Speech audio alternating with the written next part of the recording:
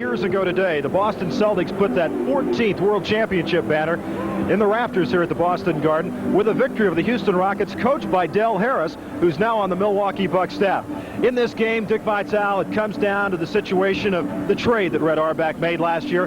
Dennis Johnson, he'll be guarding Sidney Moncrief. That was a great acquisition for Boston because the one ingredient they needed, Roger, was a stabilizer defensively, especially at the big guard slot. And Dennis Johnson, one of the premier defensive guards in the league, has done a great job neutralizing Moncrief.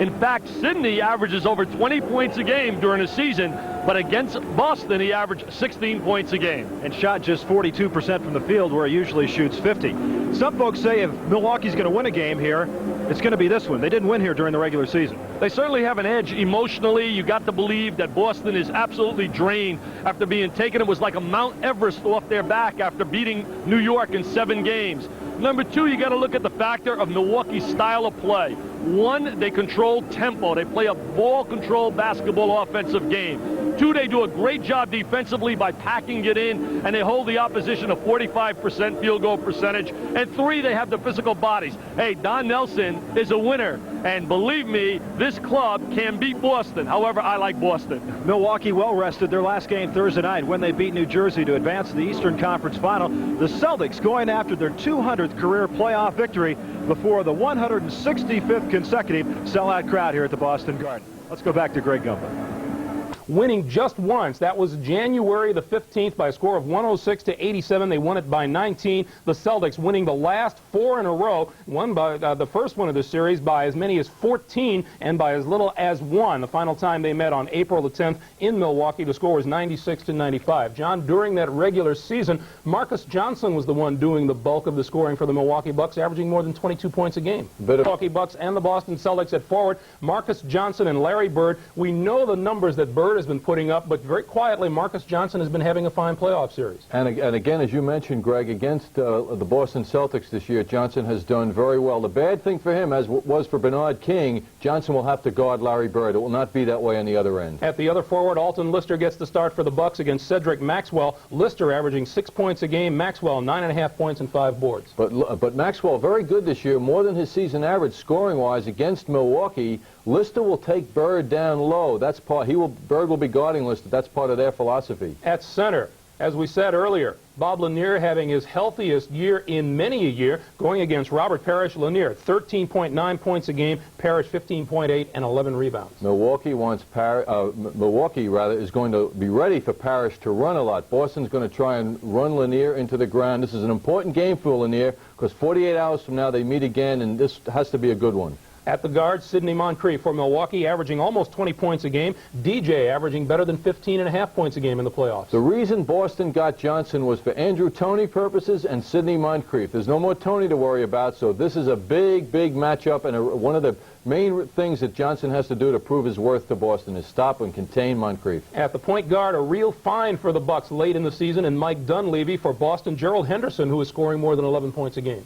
And also, well, Dunleavy, of course, is long-range bombing. That's his forte. But look for Paul Pressey to come in, and he will give Henderson a lot of trouble in the backcourt because of his size. The bench players, the big one for Milwaukee is Junior Bridgman, who scores 14 a game. Kevin McHale scoring 16 points a game and grabbing more than 7.5 rebounds. But the thing about Milwaukee's bench, John, there are an awful lot of bodies to come off of there and throw at the Celtics. There are 5 of them, 6'10" or better, and that's a lot of bulk, as the Nets found out. McHale has not killed Milwaukee because of that. McHale can't come in and bang people around as easy as he can against other teams, so this will be a very interesting challenge for him. Buckner, look for him. He's been playing very well lately, and Ainge got some confidence against the Knicks, too. The head coaches for tonight's game for Milwaukee, Don Nelson, the ex-Celtic, and for the Boston Celtics, it is K.C. Jones. Let's talk about the key players for tonight's game. Thank you very much, Greg, and welcome, everybody. One thing that Dick Vitale and I are not looking forward to are a lot of fouls, and we had that in the Milwaukee-New Jersey series. As a matter of fact, the Bucks commit 197 fouls against the Nets. That's an NBA playoff record for 6 games. They did that for a good reason, though, Dick. Roger, that was their game plan. It was part of their strategy because New Jersey was the worst free throw shooting team in the NBA. However, when you look at the Celtics, I can't believe that can be part of Don Nelson's plan, because the Celtics, as we look at Nelly sitting on the sideline, The Celtics have shot 79.8% for the year statistically, and we look at Casey Jones, and when you look at Nelson and you look at Casey Jones, they certainly are two guys that are steeped in Boston tradition. Oh, they are. And also the Milwaukee organization, Wayne Embry, a former Celtic and one-time general manager, now a consultant with the Milwaukee Bucks. Lister and Parrish, Earl Strom, Paul Mahalik, the officials, and the tap will be controlled. Marcus Johnson, Dunleavy, Moncrief, Lanier, and Alton Lister for the Milwaukee Bucks. Henderson, DJ, Maxwell, Robert Parrish, and Larry Bird. Bird matching up on Alton Lister. Traveling call. Traveling violation, but they didn't waste any time trying to go to Lister, trying to get him into the flow of the game offensively, especially with Bird playing him. Remember, Larry gives away 2 or 3 inches against Lister, and I look for them to attack Bird immediately. Don Nelson told us before the game there were several different ways you could play Bird, and one was to go right at him, and apparently that is what they're going to do. The scoop won't go, and Moncrief comes up with it. Sidney averaging 4 points less per game against the Celtics and not shooting the ball nearly as well as Lanier misses, and Dennis Johnson comes on with it. DJ with the bad shoulder. Dunleavy across the timeline. Moncrief wide open from 20. Nobody can get it down. Henderson back to Johnson, knocked out by Lister. Will be Celtics basketball. It's a feeling out process right now, Roger. The tempo of the game, Boston certainly likes the pace of the play as they're going up and down the floor. Milwaukee wants to play at that half-court game. Henderson misses. About a goose egg so far, no score, just underway. Boston Garden, first game of the Eastern Conference Final between the Milwaukee Bucks. Dunleavy, three-point land. He had hit 5 of 6 against the Celtics coming into this game. Lanier, he misses. Maxwell, and it counts. And Lanier complaining that he took a shot below the belt. Excellent transition basketball, typical Boston Celtics style. Watch the judgment in transition as we look at the ball is kicked to Maxwell. Good play by Henderson. We don't see the play. Lanier's, I guess he wanted a charge on that play. Bob is bending over, catching his breath right now is what he's doing as Maxwell goes to the line. Max averages on the season about 14 points a game against the Milwaukee Bucks. He's done a good job against Milwaukee, scoring a lot of points, more than his seasonal average, as the Celtics giving some full court pressure right now. They want to apply pressure full court, Roger, to try and speed up the tempo of the game. Anytime you put full court pressure, it makes a team play at a faster pace. Moncrief posting up on Dennis Johnson. Dunleavy, the heavily taped left thigh. 3 on the shot clock. Lanier will get the shot off, and Milwaukee has yet to hit. They have missed their first 5 shots. They got a good shot right there. Look at Lanier out in transition. He says, hey, I'm like magic. Look at me move. 6'11", about 265, and he takes it coast to coast. Loose ball on the floor. Moncrief comes up with it. Bird's going to make sure he doesn't get up. Boy, this has been sloppy so far. 3-2, Celtics lead it with 9:49 left to go. First period, Don Nelson calls out a play. Celtics have won 12 straight here at the Boston Garden. They want to post Marcus down inside on Maxwell. Maxwell really plays good denial defense on a post. 3 on the shot clock.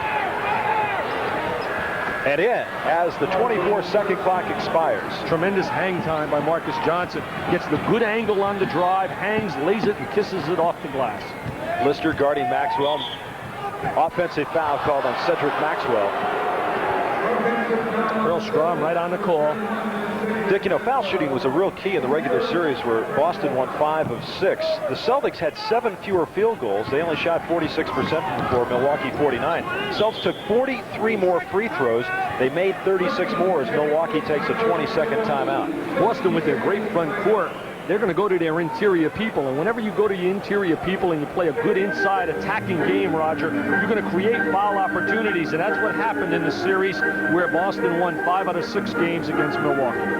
There you see Don Nelson, fourth playoff, and of course, he's been to this Eastern Conference Championship Series before. There's all kinds of rumors that Nelly may step aside after this year, and I was teasing him before the game, and he said, Dick, the pressures today are unbelievable, and he may go to the front office as a general manager, and I'm going to lay a scoop on you. Okay. If he goes to the front office as a general manager, do you want the next coach of the Milwaukee Bucks?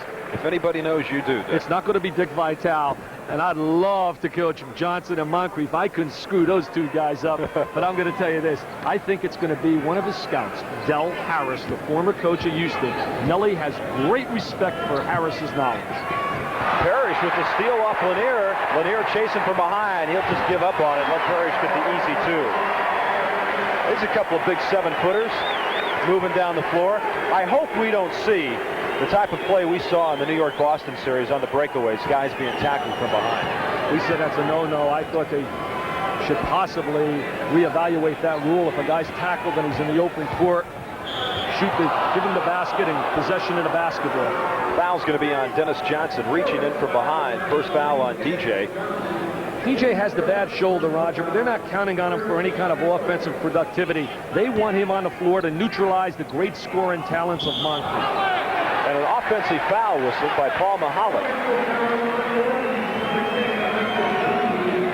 Foul was on Dunleavy, away from the basketball. Milwaukee, 2 of 7 so far from the floor. Celtics, 2 of 5. Both clubs really haven't executed their half-court game or their transition game with any kind of efficiency.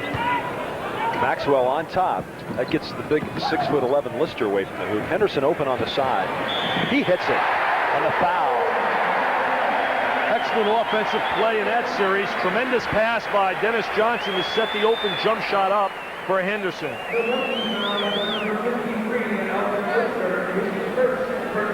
Larry Bird trying to get free. He moves well without the basketball. Look at him try to run his man off a screen. Forces a mismatch. Comes off a double screen. But now watch Henderson pop out. Bird was almost responsible for that shot being open because of his presence and his movement and motion on the floor. Henderson completes the three-point play. Foul was on Alton Lister. 8-4 Boston with the lead. 8:13 to go in opening period. Marcus Johnson with the basketball guarded by Maxwell. The pick set by Lister frees Marcus up. He misses it, and Parrish the rebound. Knocked out of bounds, and it'll be Boston basketball. Parrish really set the tempo, Dick, for Boston during the regular season, getting over 11 rebounds a game. As on the offensive boards, that's where the Celtics really did the job on Milwaukee. They dominated them on the offensive glass. I believe they out-rebounded by 28 offensive rebounds. Whistle outside called by Earl Strom. And not only are you seeing the best basketball players in the world, you're seeing the best officials in these games, too. Foul was on Marcus Johnson outside. That's his first. It's very important for both of these clubs to try and establish some kind of center play from Lanier and Parrish early in the game. Bird, the fall-away shot, in and out, and Lister the rebound. They really isolated Bird on that side, tried to free him up. Marcus Johnson does a very good job on Larry Bird, denying him the basketball. Lister. Loose ball foul underneath, and it's going to be on Robert Parrish over the back of Sidney Moncrief. Roger, once again, they go down into the interior, down inside to Lister, and Lister shoots the jump shot. They're attacking Larry Bird. There's Lister shooting the jumper, and now we'll see the climbing in the back. There's Parrish. One thing happens when you change your style of play. Sometimes it takes away from your rhythm offensively by going to a guy like Lister, who's not their normal option. Moncrief with a left hand misses. He collides with Marcus Johnson. Lanier from 16 feet, in and out. And the foul's going to be on Moncrief as he gave Dennis Johnson the shove from behind. First foul on Sidney. All 5 starters for the Milwaukee Bucks with 1 foul. It's very obvious that Don Nelson's game plan is to establish Lister and Lanier early in the game. Bob has shot the ball quite a bit, and that's not his normal pattern. In fact, during the year, he only averaged 9 shots a game. Junior Bridgman will check in at the next opportunity as Parrish gets a handle on it, puts up a tough shot, misses it. Dunleavy will come up with the rebound. The reason it was a tough shot, they doubled down on him, and they made a tough angle for him to get up the square and shoot the jumper. Dunleavy, he's got the lane, takes it, and hits. Mike Dunleavy, a tremendous late-season acquisition by the Milwaukee Bucks. Delay of game call against Milwaukee. It was a great acquisition, going down in the stock market and getting him. I'll tell you one thing, he's not a Dow Joneser. He's not an up-and-downer. He's a consistent player.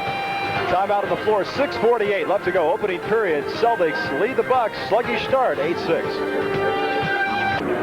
Roger Twyble, Dick Vitale back with you. You can see what Larry Bird has done during the regular season, the playoffs. He's picked up his point production, his assist production, rebounds down a little bit, and his percentage of the offense, Dick, has increased dramatically in the playoffs. Roger, we're going to show his percentage involved in his chart. Wherever you see a Bird, that indicates Larry Bird has taken a shot.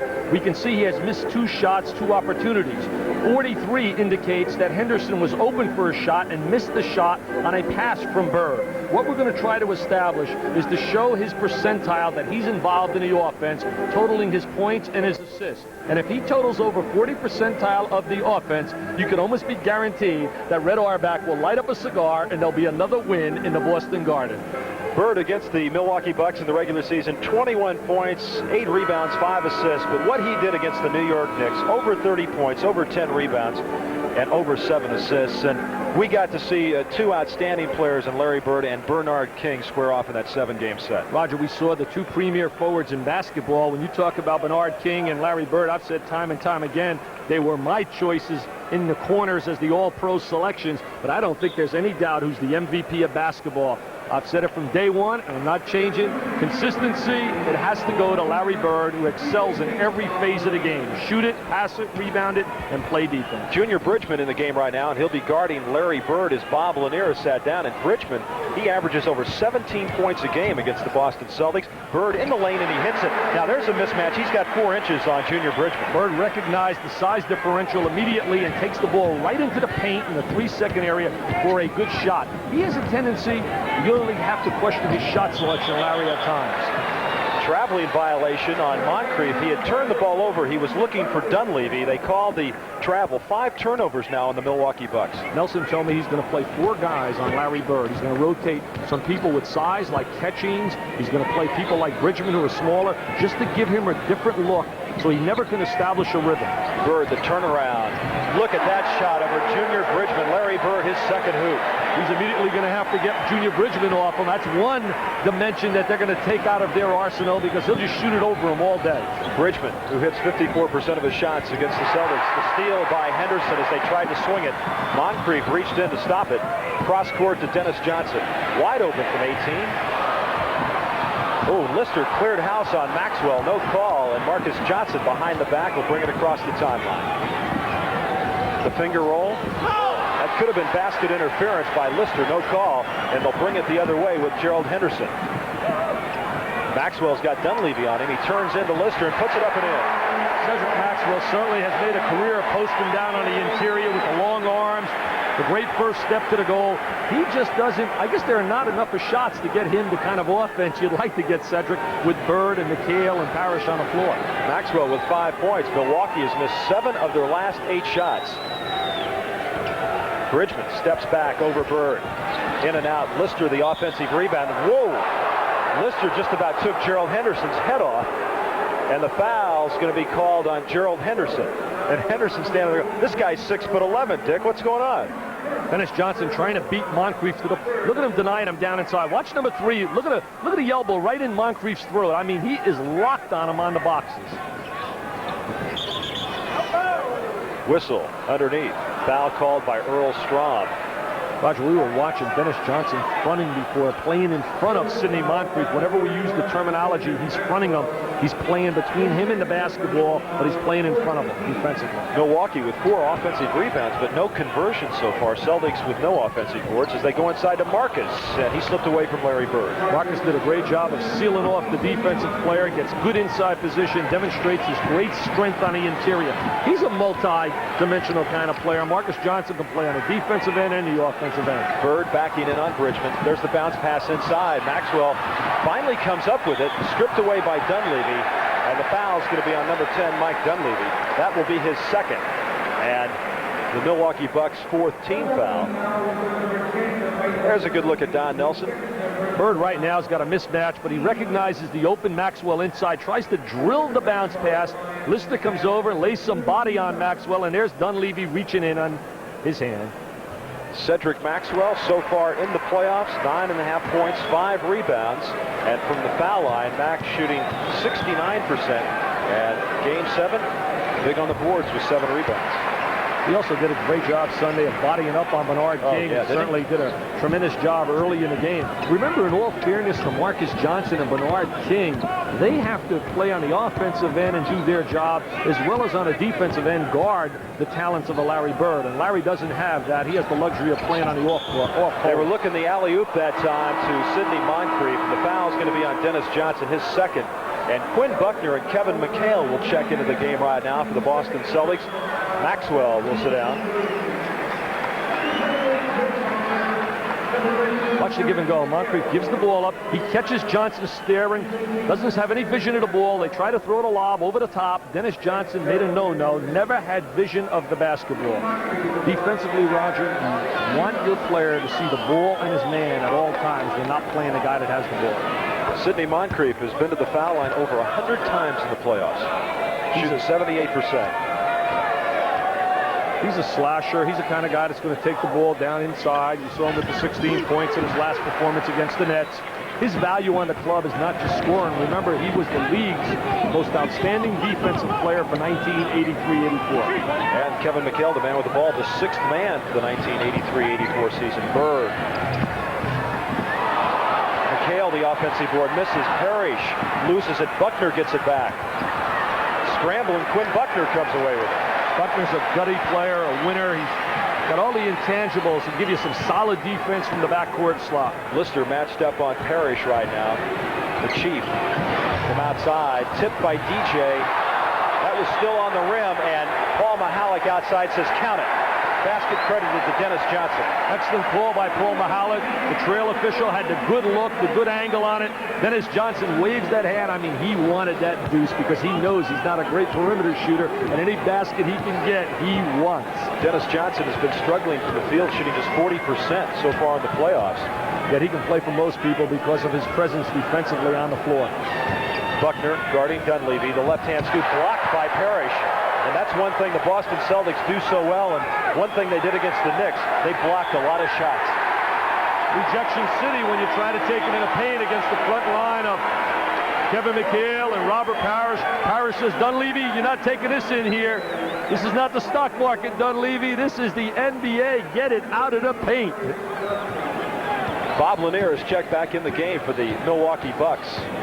And Marcus Johnson will sit down. So Bridgman's still matched up on Bird with Lister on McHale. Buckner working off the pick by Bird. Hits Quinn Buckner. He has a nice little jump shot when he shoots it stationary. Very rare would you see him putting it to the floor like that, coming off the screen and shooting the jumper. But he's playing against his former teammates. Quinn Buckner, a member of the Milwaukee Bucks for 5 years.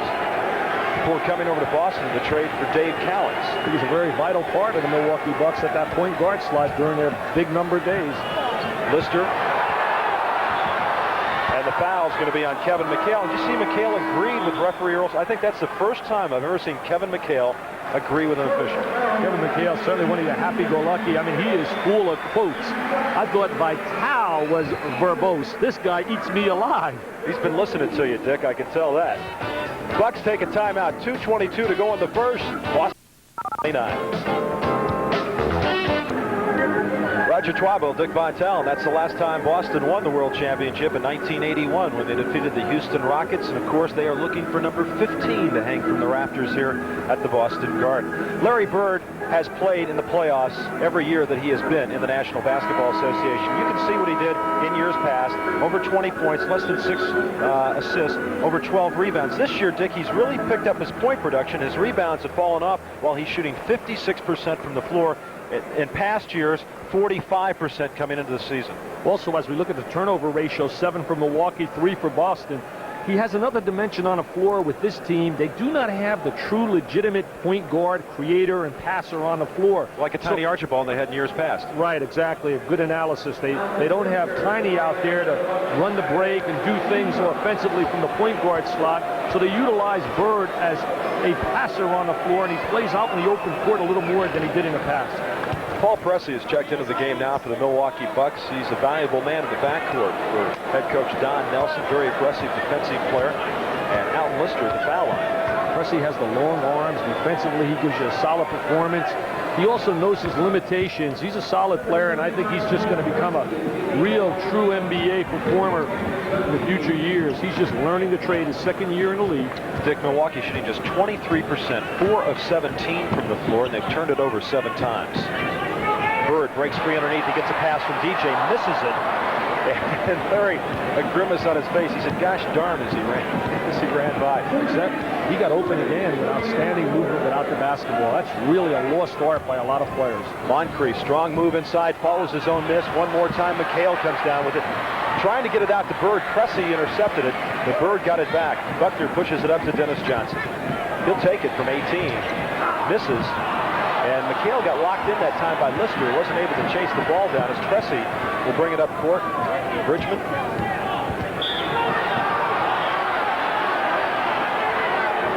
Foul's going to be on Quinn Buckner, and that is his first. Checking in now for the Milwaukee Bucks will be Paul McKeskey, and Cedric Maxwell will come back in for the Boston Celtics. McKeskey, one of the most improved big men in terms of a backup player. He has really improved and has become a quality player who's given him quality minutes on the floor. McKeskey, a 7-footer, and as Dick likes to say, you can't teach 7 feet. He was originally drafted by Del Harris down at Houston, a 3rd-round pick from the University of Kansas. He was the first 7-footer to play at Kansas since Wilt Chamberlain. He's kind of proud of that distinction. Nelly was telling me earlier tonight that the reason he went after McKeskey was through the comments of Del Harris, also getting Dunleavy. Dunleavy was recommended strongly as we look at Bridgman's stats in Game 6 versus the Nets. He also recommended Dunleavy, who he had on that Houston team that played against Bill Fitch's championship Celtic club in '81. Of course, Fitch now coaching the Houston Rockets, who are in line to get either Hakeem Olajuwon or Michael Jordan. Whistle, foul's going to be on Bob Lanier. Dick, let me ask you a question about Lanier. Against the Celtics, shoots 60% from the floor against Boston, but only gets 5 rebounds a game. He doesn't shoot enough. You mentioned his statistics, 60%.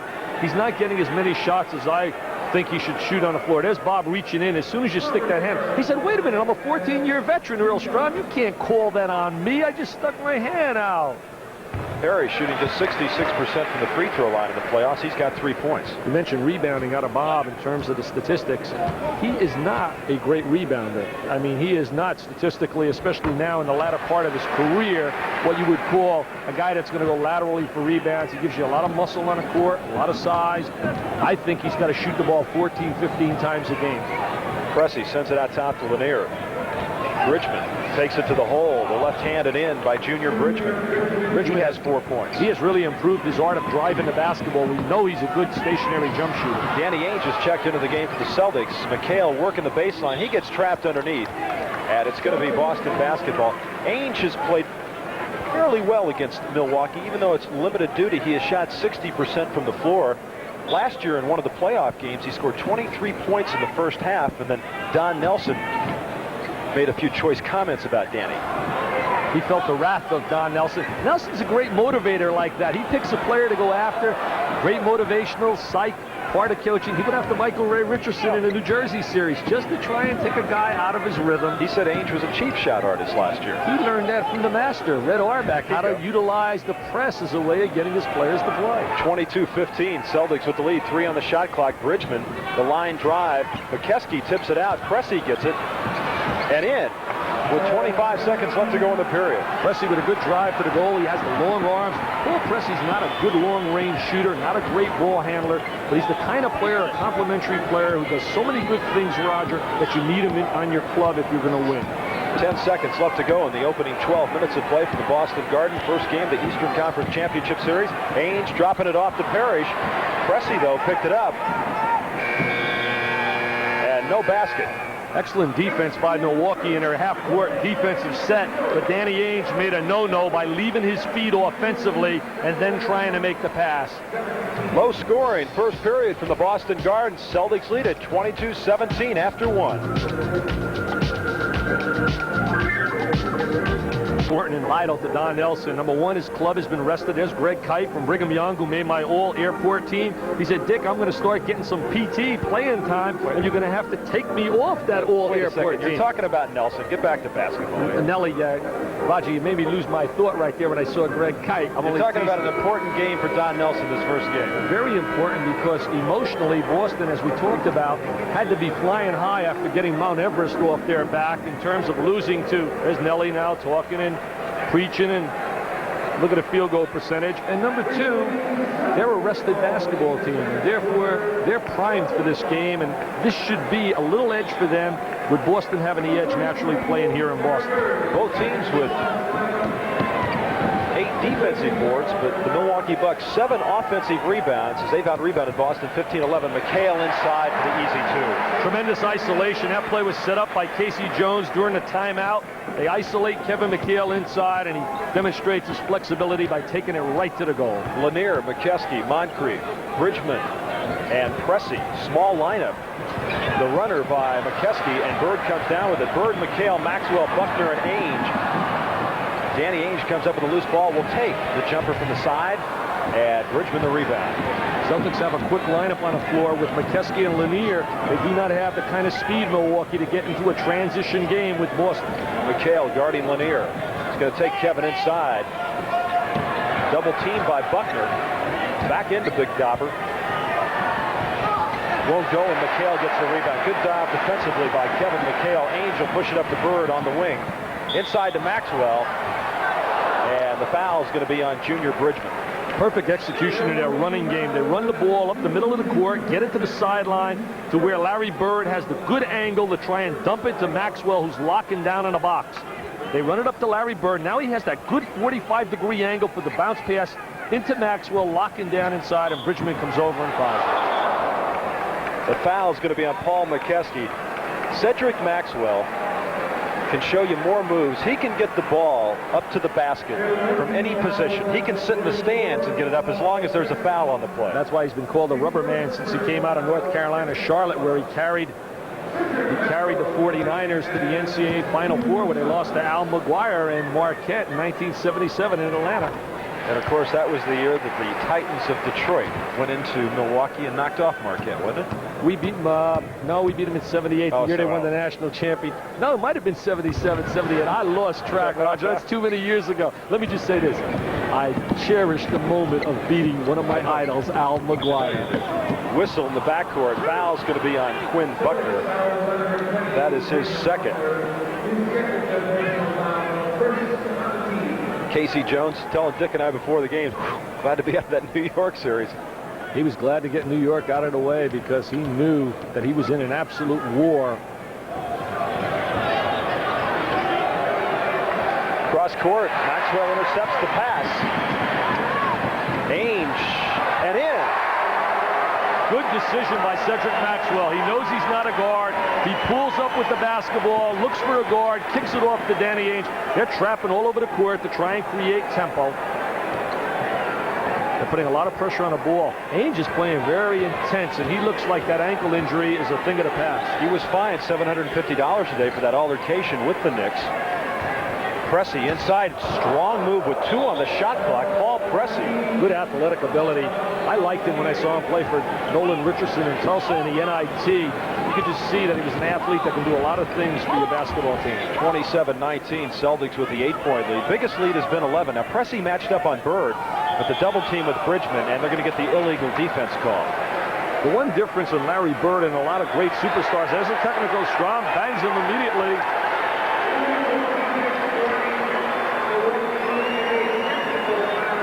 One thing about Earl Strom, he will have control of the basketball game. I think the greatest compliment was Red Auerbach after the game in New York. He said, hey, you can say what you want about officiating, but when Earl Strom is blowing the whistle, he is in command. Technical on Don Nelson. Larry Bird will shoot it. I was talking about the double team and Larry Bird, Roger. Most superstars, to try and get the ball out of their hands, you'll double team them, forcing them to get the ball and give it up. In the case of Larry Bird, when you double team him, he has such great ability to see over the top of the trap and to find the open man that he makes you pay for that double team. We have got the third different player guarding Bird now. Pressey is in there. Look at Bird break off the pick. Maxwell the offensive rebound. Maxwell tiptoes the baseline, the hook, And Lanier has it knocked loose, and the foul is going to be on Quinn Buckner. And on Buckner, that is his third. Bob is very active on the floor here tonight, and he's had a great year. He's missed only 10 games. He's played 29 productive minutes. Watch Bob inside. I mean, is he holding a little bit? I mean, he's hooking him, beating him to a spot defensively. I can tell you one thing, McHale's going to have a headache by the time this game's over. Jeff Rulin said he's the doctor of the hole, is what he called Bob Lanier. Marcus Johnson checks into the game, and Moncrief is going to get a rest. You know, Marcus said that Bird's one of the great players of all time, and he says, when I'm matched up with him, I know he's going to have, if not a great game, he's going to have a good game. So there's really nothing you can do. I don't think that's too way off wall, saying he's one of the great players of all time. Thank you, Marcus. And Pressey hits from outside. That really shocks me. Pressey shooting the 17-footer. Long pass to McHale. He gets it back to Henderson, who's thinking about it. Now he moves to three-point land. Back into McHale, loses it off his foot. Just over 9 minutes to go. First half, Pressey. And traveling called on Marcus Johnson. That's an example where you have the numbers your way, 3-on-2, and you come up empty-handed because you don't have that true point guard who can create like an Isaiah Thomas or a Maurice Cheeks and finish off the play on the other end of the floor. Milwaukee's turned it over 9 times so far. McKeskey on Maxwell. Tried to flash Henderson on the baseline. He moves outside now to leave Bird in there. But what a pass to Ainge, left-handed in. Tremendous recognition by Larry Bird. The ball goes to the wing. He spots Danny Ainge cutting to the goal because Ainge's man wants to double up on Larry Bird. He said, double team, forget it. I'll make you pay. Ainge shoots 60% against Milwaukee. The foul underneath as McKeskey went up. It's going to be on Larry Bird. I asked Ainge before the game why he seems to, play a little bit better against Milwaukee. I don't really know. He says, maybe I get a few more minutes against them. And of course, that's what every player says, that the more, as Dick Vitale would say, PT. Paul McKeskey told us that today. But I was talking to Paul, you and I said, you're having a pretty good finish. The first thing he said, I'm having a good finish toward the end of the year, Dick, because I'm getting PT. They love those 2 letters, PT, the players. He's also a free agent. He made us know that, too. He said, I'm a free agent. McKeskey hits the 2 free throws. And it's 30-23, 7-point Celtic lead. Looking inside to Maxwell. Marcus guarding Bird. Celtics are a great passing team. That's another one of their great parts of their game. Blocked by Marcus Johnson. It's going to be off Bird, and Marcus showed you some very good defensive work that time. He didn't go for any of the fakes that Larry Bird laid on him. He had excellent timing, and he had excellent use of his legs, his tremendous strength of his body, and he gets up to block the shot. Marcus trying to deny with the free hand. Now Larry catches the basketball, has him on his hip. Marcus hand checking. Now he beats him to the spot. Excellent timing. He's just a great player, Marcus Johnson, also. Miss inside, and Maxwell comes away with the rebound. Bird in the middle, touch pass to Henderson, back to Maxwell, and in. Is that unselfish basketball? That's a clinic in how to run the break. Finding the open man, moving the basketball, putting the defense under pressure. Started by Larry Bird in the middle of the court. Cedric Maxwell now with 10 points, and he is the leading scorer for the Boston Celtics. And you notice the ball never touched the floor in that fast break. Bird again with great inside position. Bad pass by Ainge, but he got lucky because it was touched by Milwaukee. Bird demonstrates another great quality that you do not have to be a great jumper and a tremendous leaper to be an outstanding rebounder. Just get good, solid inside position on the defensive player, and you're an offensive player, and you're in great shape to rebound. Parrish, Dennis Johnson checked back in the game, and Mahalik with the whistle. Foul's going to be on Henderson. Nelson was a street fighter as a player. He was a physical kind of player on the interior when he wore the Boston Celtic uniform. And his team reflects his personality. There's no doubt in my mind that they reflect Nelson's personality. No call as McKeskey got nailed. Dunleavy outside. He misses. He's just checked back in. Parrish releases to DJ. 3-on-1 to Henderson and in. Timeout. And it counts, and he's fouled. They also need a timeout to break this rhythm. The Celtics have that running game going, Roger. They're releasing people, and they're putting tremendous pressure on the Milwaukee defense. Foul on Dunleavy, his third. Notice how they're coming at you in all kinds of ways. He had a choice. He could have given it to Bird or Henderson. He finds Henderson for the layup. Timeout on the floor. Garden crowd. Standing ovation for the Celtics as they've moved out to an 11-point lead with 6:54 to go in the half.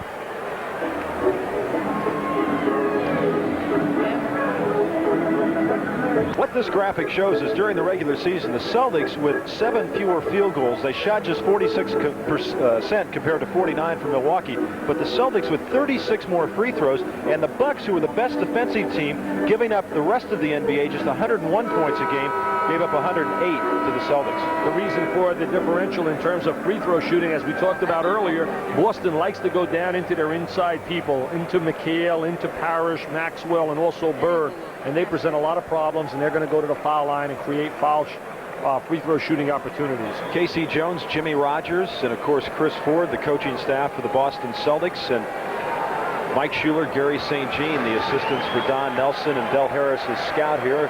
K.C. Jones has been to the playoffs every year he's been a head coach in the NBA, and he's got a 20-20 playoff record. Last year when this club was swept by Milwaukee 4-0, remember this basketball team was not playing good basketball at the end of the year. They were having a few problems. Players were moaning and groaning. They're a happy basketball team, and I attribute that a lot to K.C. Jones on that sideline. But not to take what Bill Fitch has done, because he did a great job when he was there with Boston. But sometimes, Roger, there comes a time a change is needed. 6 points, 4 assists for Gerald Henderson. Lanier down low as the Boston front court has outscored the Milwaukee front court 21-8 as Parrish knocks it loose. It'll be Milwaukee basketball with 7 on the shot clock. And once again, Milwaukee just 2 of 8, Dick. Is it the Celtics' good defense, or is Milwaukee just missing open shots? Milwaukee has missed some good open shots, but also Boston's doing a great job packing it in, taking driving angles away. And look at the help, and that's creating a lot of problems. They're giving a lot of help to one another defensively. That time, Henderson got a piece of it. They thought it hit a Milwaukee player, but it's going to be Bucks basketball. Larry Bird is probably the best defensive player in the NBA on the front court when he's playing off the basketball in help position. He anticipates, he reads well. Now, if he has to play head-to-head on the ball, he's not as effective. Lanier has just not been getting his shot down. He has been shooting from way outside. He's getting good shots, though. Those are normally they're going to go in for Bob, and he's getting good shots, and he's into the game offensively. He's just not getting the ball to fall, but that will happen. He's just 1 of 6 from the floor. And the Bucks now 2 of 9 in this period as Bird leans in. Marcus might have got a piece of that. Bird chases it down, and they get a new 24. Parrish is in that lane. He was parked in there for a long time, and Earl Strom saw it. Bird does a great job of placing the ball above his head and always has vision on the interior. Just always has the ability, has that great peripheral vision seeing the entire court. Maxwell commits the foul in the backcourt. That's the 3rd foul on Cedric. There's 6:03 to go in the half. 4th team foul on the Boston Celtics. Cedric said no more predictions. I'm not going to talk about that. Mr. King is not going to get 40. Didn't he say that Marcus is a better player than Bernard in many ways? He was complimenting Marcus Johnson.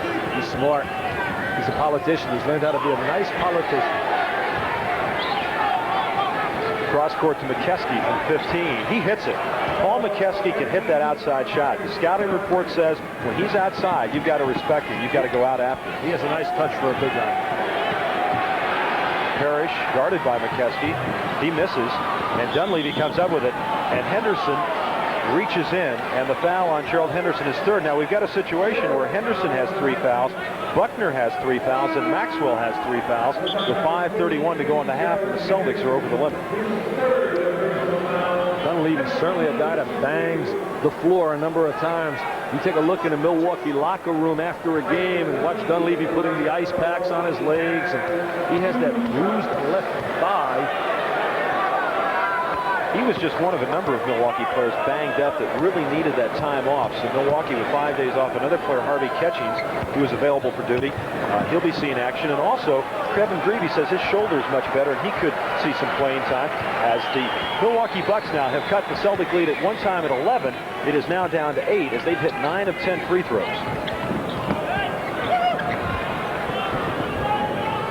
Tipped away by Bridgman. It'll still be Boston basketball, and Kevin McHale will check back into the game. Very stationary on offense, and Casey trying to talk to them a little bit about getting a little bit more movement on the floor. You mentioned a rest. Bob Lanier is certainly the kind of player that needs a few days to get his knees back in shape, and the rest certainly had to help Bob Lanier, even though it doesn't show with his shooting percentage, but he's very, very fluid on the floor. Sometimes when you're 35 and you're going good, though, maybe you just want to stay right with it, but he'll take the time off. The Bucks had it. We're going to take a timeout now with 5:13 to go in the half. With you Celtics with a 35-27 lead. And Dick, how has Larry Bird been involved in the Boston offense so far? So far, he's really only been involved for 20% of their offense. As we indicate here, the circled Bs show you the 2 shots he hit. He hit a jumper from the wing and hit one at the top of the circle. The other Bs are shots that he missed on the floor. He's 2 for 9. 44 is Danny Ainge, and that was a pass he received from Larry Bird. He's had 1 assist, and he's had 2 buckets, and he's had several free throws. He's only been responsible for 7 points on the floor out of their 35, so it hasn't been a true Larry Bird performance. He has just 5 points. Henderson put up a 3-pointer. It drew nothing but air. And so far, Milwaukee shooting just 27% in the game, 9 of 33. And the Celtics 42% as they go inside to Moncrief, and he hits it. That's Sidney Moncrief at his best, Roger. That's the one great dimension he possesses, his ability to score around the basket from the guard slot. He becomes like a forward and a front court player with his great inside play. That was his first field goal with 4:38 left to go, first half. Henderson goes over to Bird. McKeskey switches off. Larry takes it in, and the whistle. Earl Strom makes the call. Foul's going to be on McKeskey, and that is his second. As M.L. Carr will check into the game as we take a look at Red Auerbach. That's a legend, an institution, and Arnold, as his friends call him. You just hate to think that it might be coming to the end for Red Auerbach, who's going to step down, basically, and Jan Vogt going to take over from what we hear, because Red has been such an institution and a legend here in Boston. Blocked inside. McHale puts up the follow and in. Kevin McHale with 4 points, and the Celtics 37, the Bucks 29, as Milwaukee's had 43 possessions, just 10 field goals, 9 turnovers, Dick. If you were to chart their half-court execution, Don Nelson certainly wouldn't be happy. There's Larry Bird running over to give help. Lister standing way out front. They're trying to get him in illegal defense. It's Marcus Johnson. It's his first 2 of the period. Long pass to Parrish. Celtics do that as well as anyone. Get the ball right after a score and throw the baseball pass down the court. McHale misses, and Bird was still down at the other end of the court that time as the Celtics rushed into their offense. Moncrief posting up on DJ. Bird certainly given a lot of help on the inside. He's playing McKeskey. Marcus Johnson. McHale gave him too much room that time, and Marcus has 8 points. And the Milwaukee Bucks have pulled to within 4. That's as close as they've been in this period. Boy, a low-scoring game. Neither team has played particularly well. And a whistle down on the baseline. Foul's going to be on Marcus Johnson as he was trying to keep up with Larry Bird. That's his second. Larry's so physically tough to play. Watch him work the baseline. Look at him move. Now he bumps Marcus. Now he's going to run him into a screen. Marcus sees the first screen, runs into Robert Parrish, and then he's called for the foul. In the meantime, he has a bruise on his chest. Bucks are over the limit, so Bird, who is the leading free throw shooter in the NBA, will go to the line, and he has just kept that going as he is shooting better than 90% in the playoffs, Dick.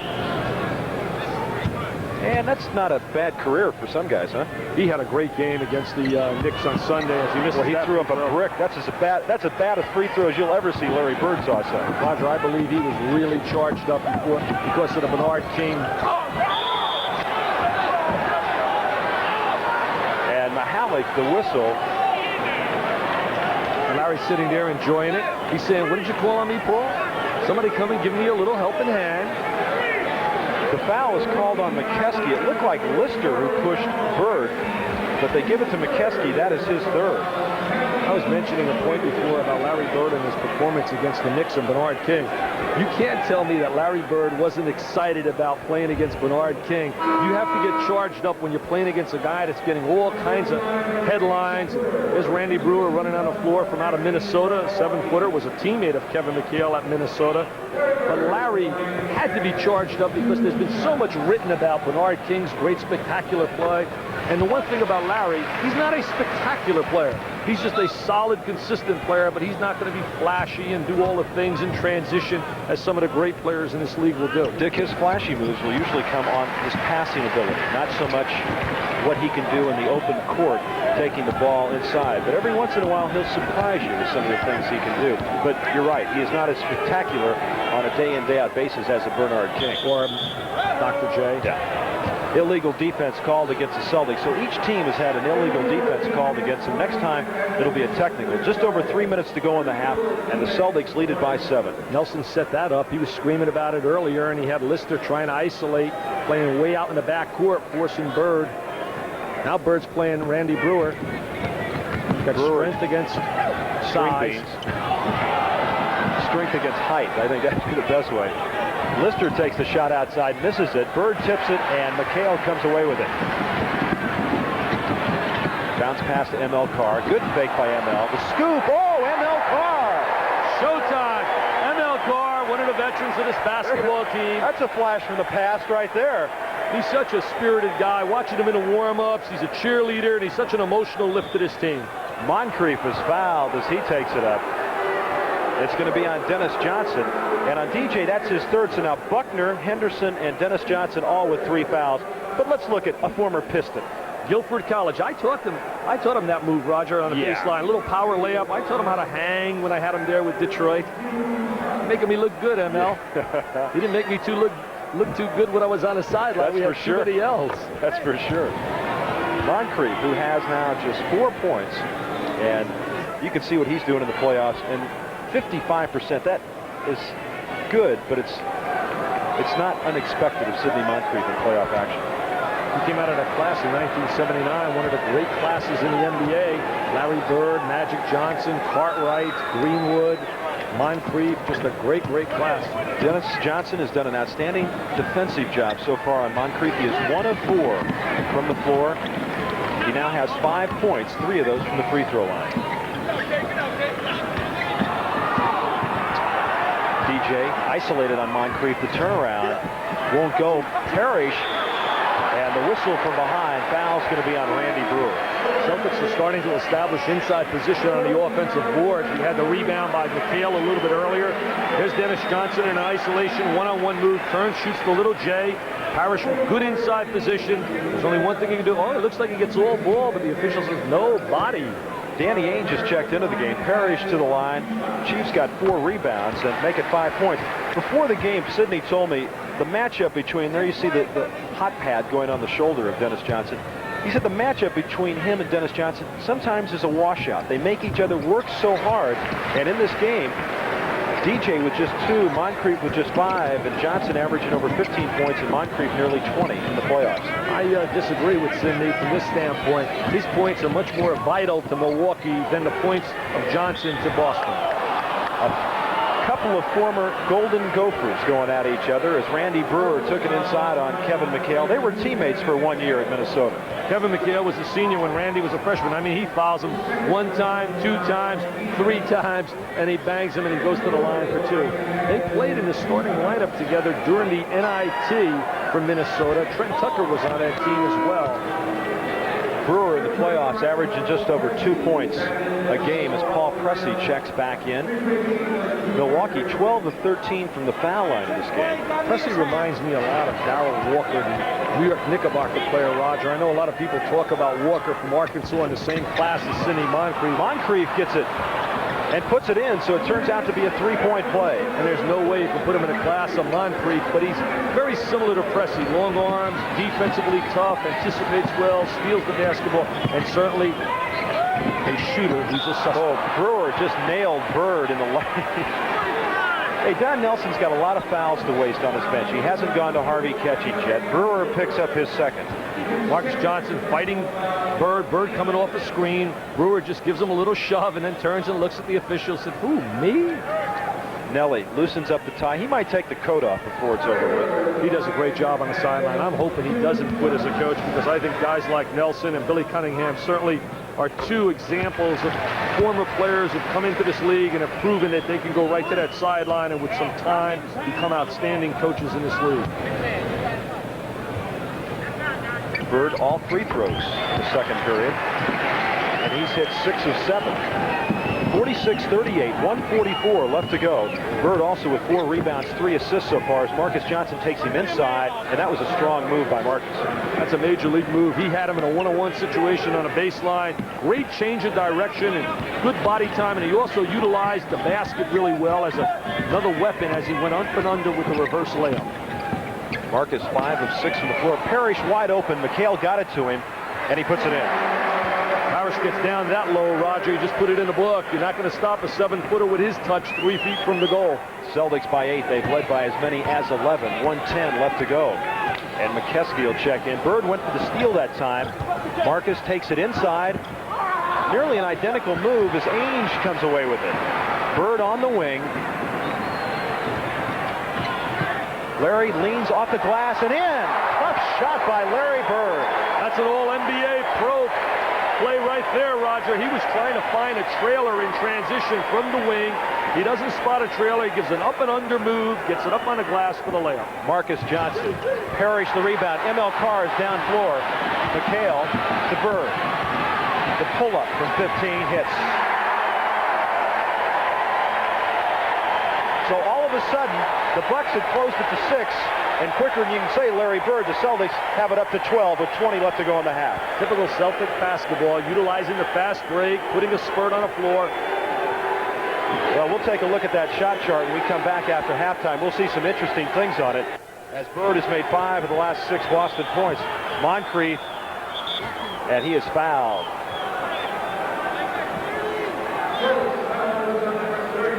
Fouls on ML Carr. That's his first as McKeskey checks back in.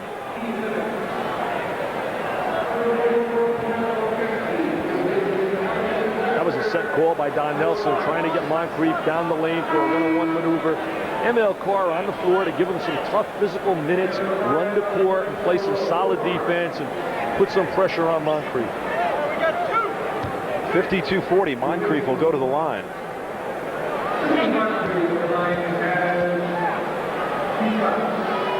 Sidney Moncrief with just 2 field goals in this game, both coming in this period. I was teasing Lorenzo Romar. How does it feel to be a 6-second player? They use you for 6 seconds. Heck, he said it feels a lot better being a 6-second player in the NBA than in the CBA. There you go with those initials again. I think you like this. Lorenzo hasn't even gotten into the game yet. You should have saved that for when he got in at the end of the game. No, he just checked in. I know. It's just 6-second man. Bird long to Ainge. 1 second. It counts. Larry Bird waves to the crowd. What a tremendous pass to find Danny Ainge, who sticks the open jumper, but the pass made that play. Ainge finishes up the half with 6. Bird with 14.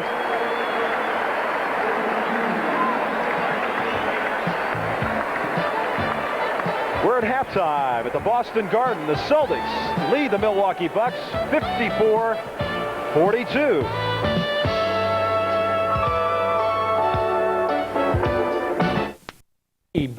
Thank you very much, Greg, and welcome back to the Boston Garden. We're at halftime, a game the Celtics have led from the start. 54-42, our halftime score. The Celtic front court outscoring Milwaukee's 36-19. And, of course, you talk about the Celtic front court, you speak of number 33. Well, you look at his performance in the first half, Larry Bird, we've charted it, and all the B's that are not circled are missed shots by Larry. Larry was 4 for 11 as a shooter, and he was responsible for 3 assists. An assist to Danny Ainge down the gut, 1 to Maxwell, and the pass, that clutch one to Danny Ainge for the shot. He was responsible, Roger, looking at the chart. He had all good shots for 20 points of the 54, which comes to 37th percentile of the Celtic offense. And if they can be up 12 and have Larry Bird shoot 4 for 11, they're really in great shape. Also, Bob Lanier just 1 of 7, and you said that some of the shots Bob had were pretty good shots. He just wasn't getting them down. I didn't think it was anything to do with shot selection. I thought I heard Greg mention shot selection. Naturally, I'm a little prejudiced to Bob Lanier, but I thought they were good shots which just didn't go down. He just was unable to stick that 15-foot jump shot, which he normally puts down because he has a great shooting touch. So these are a couple of good defensive teams. John Andrews mentioned out the Celtics second behind the Bucks in defense. And so far, they have done a super job as Lister knocks it away, and they were looking for a goaltending call. Dunleavy dropping it off. Maxwell steals it. Parrish gets it back, and then Dunleavy commits the foul on the turnover. That is his 4th foul. That was an excellent block on the defensive end by Alton Lister, who's one of the better shot blockers at the power forward slot. The one problem for Milwaukee, they have not been able to get anything easy in transition. They are not a running basketball team, Roger, but you have to get some easy baskets during the flow of a game to win on the NBA level. Maxwell gives it to Parrish. Knocked loose. Out of bounds. I think Parrish was looking for the foul. No call, and then he had to hold Lanier off. Bob does a great job of popping the ball loose. We saw him do that against Buck Williams in a crucial play during the New Jersey series and converted on the other end after the steal. Ball was knocked loose as Henderson got caught in the air. Dunleavy to the other end. The left-hand scoop, he misses, and Parrish. Now there's a good shot. He just didn't get it down once again. Henderson in the middle to Dennis Johnson on the side. He misses it, and Lanier gives Bird the hip, and the foul's going to be on Bob Lanier. That is his third. We witnessed 2 opportunities by Milwaukee in transition. 2 times Dunleavy has come up and down the court and have come up empty. Now we look at Boston come back the other way, and then we get the foul. Right there, there's the bump on Larry Bird. You can't go down the other end, 3-on-2, 4-on-3, and come up empty. No one scored yet. Just underway. Second half action for the Boston Garden. Henderson. And the foul's going to be on Moncrief. That was a tough foul right there. Henderson with not much of a shot. And on Sidney Moncrief, that'll be his second foul. The one great part of Milwaukee's defense created by Don Nelson, as we look at Casey Jones, a great defensive player during his era, they do a tremendous job of packing inside and giving you the perimeter jump shot. They witnessed, if you watch them against New Jersey, that was their effectiveness. They really caught New Jersey's guards not shooting the ball really well, and Michael Ray Richardson and Otis Birdsong and Darwin Cook. And they do a great job of packing it in and forcing you to try to beat them from the perimeter. They're really putting a lot of pressure on Dunleavy. That leg's still bothering him a bit. Henderson, extremely quick, has caused Dunleavy some problems bringing the ball up the floor. Mike's fundamentally solid. He doesn't have the great foot quickness to beat you with the drive to the goal. Lister with that downhill shot, and Alton Lister with his second field goal. He has 4 points. Whenever he's involved in their offense and gives them some points inside, they seem almost unbeatable. He had a big game against New Jersey in the 5th game, and it counts. That's why they call him the rubber band man. Acrobatic time. Look at him smiling. He's a junk food eater too. You wouldn't believe what he was eating before a game. I saw cookies, and I can attest to it. He had a foot-long roast beef grinder with relish and 2 chocolate milks. And that's what I saw him eat. Who knows what else he was throwing in. Violates every rule. What coaches talk about as Pressey comes back on the floor. You talk about training, meals 4 hours prior to game time. You talk about carbohydrates and all. And Cedric Maxwell says, forget all of that nonsense. I'm going out to play some basketball. And he doesn't put any weight on. 13 points for Cedric Maxwell, so Bird with 14, Maxwell with 13 to lead the way, and the Celtics have moved it out to a 59-44 lead with 10:08 to go in the third. They've been very disruptive to Milwaukee's half-court game with their 75-foot defense, where they pressured Dunleavy and they try to get him out of their rhythm and flow of their half-court game. Dunleavy, 4 on the shot clock. He hits. Mike Dunleavy, he has 6. Good ball reversal. They swung it to the weak side. Dunleavy's free for the jump shot. Milwaukee's normally one of the better half-court teams in the league in running their half-court offense. Marcus Johnson, Bird goes underneath and in. Larry Bird now with 16. Just a defensive boo-boo. You can't allow an offensive player to get inside position on a baseline. Marcus Johnson doesn't beat him to the baseline, and he's got the open layup. Pressey takes it inside, and Paul Pressey has come off the bench to score 8 points. Excellent drive by Pressey. Takes the ball to the goal with a lot of authority. 61-48. Celtics with the lead as Dennis Johnson drives the lane. Got caught in the air. Dunleavy sends it ahead to Marcus Johnson. It's a 3-on-1.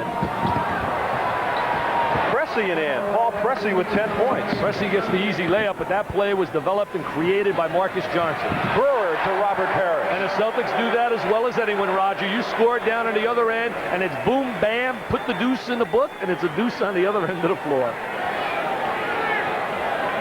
There was a little scuffle underneath as Lanier, Maxwell, Dennis Johnson had a few words. And Lanier John with official Earl Strom.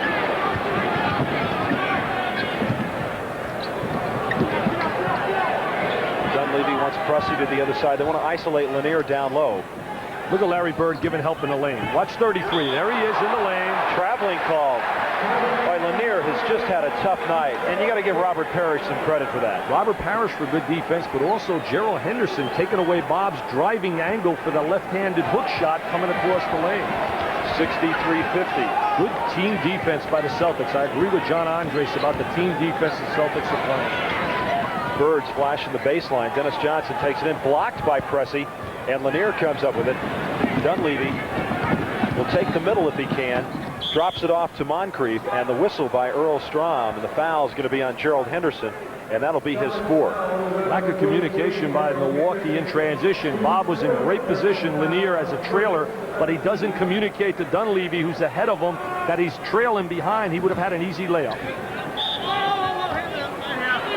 Whistle down low. Foul's going to be on Robert Parrish, his 2nd. Dick, you know, in the final 3 games against New Jersey, Milwaukee really picked up their rebounding. They had been beat on the boards, but especially in the last 2 games, very convincing fashion.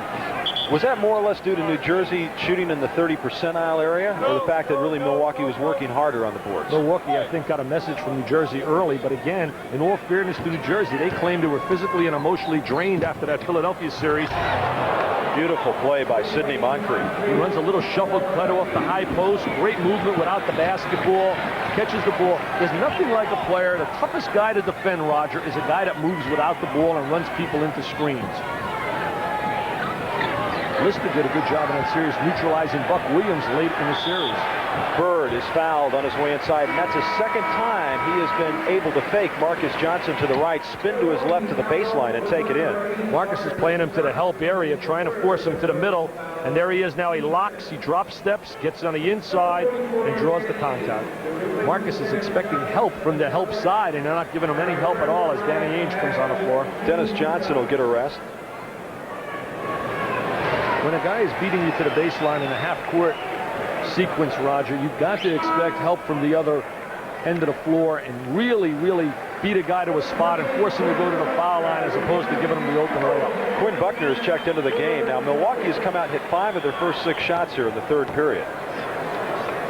Little better execution out of their half-court game. Bird now at 18 points. Notice now how Boston will try and pick up the pace by playing full court pressure. Buckner does a good job on the basketball. He's not super quick, but he's a very intense defensive performer. Moncrief, Marcus Johnson, Lanier, final 3 games against the Nets. They scored almost 60 points, over 24 rebounds a game, and Presley is fouled by Robert Parrish. Those 3 veterans really picked it up. Marcus Johnson did not have a good overall series, but watch Bob Lanier right now. I mean, is he hooking inside now? Is he holding?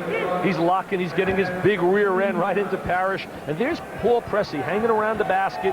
That's the great advantage of that 6'5" big guard, 6'6" big guard to give you another rebounder. But he has a lot of problems on the free throw line. Paul Pressey, during the playoffs for the Milwaukee Bucks, shooting just 65%. That's a little bit better than he did during the regular season. He shot 60% during the season on the free throw line.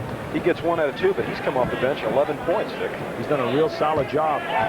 Many of these NBA guys got to really work on their free throw shooting. If Birdsong and Buck Williams would stick to free throws, Stan Albeck could be on the sideline now, and New Jersey would still be playing. Bridgman will check in at the next opportunity. 8 on the shot clock.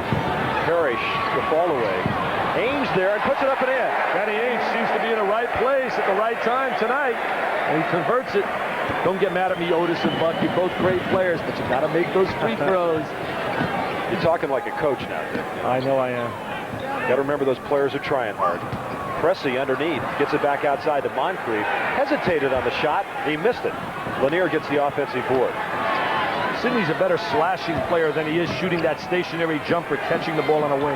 Pressey, he has been the man for the Milwaukee Bucks, as he has now 13 points, and it's 67-55 inside to Parrish. Good step by Robert Parrish, and he's got 12. Robert Parrish beats Bob Lanier with a great head fake, an up and under move, good pump fake, and has the great first step to the basket. Pressey's certainly one of the most improved second-year players in the NBA. He knows his limitations, Roger. Moncrief, baseline over Ainge, in and out. Buckner the rebound. Here they come, 4 on 3. Ainge will take it underneath. Sends it back outside to Buckner. Quinn wide open from the foul line. Maxwell keeps it alive.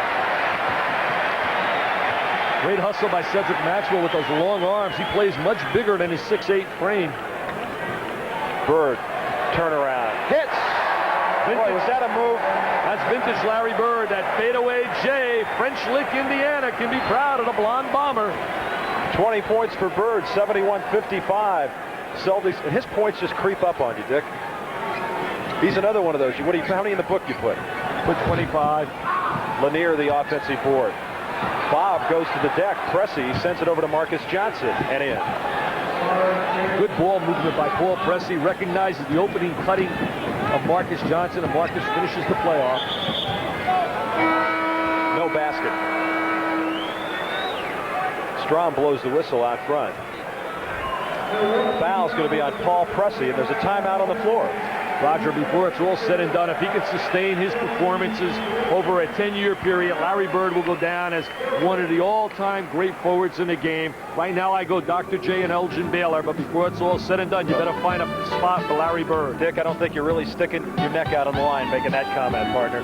71-57, Celtics lead it. Tonight here on ESPN.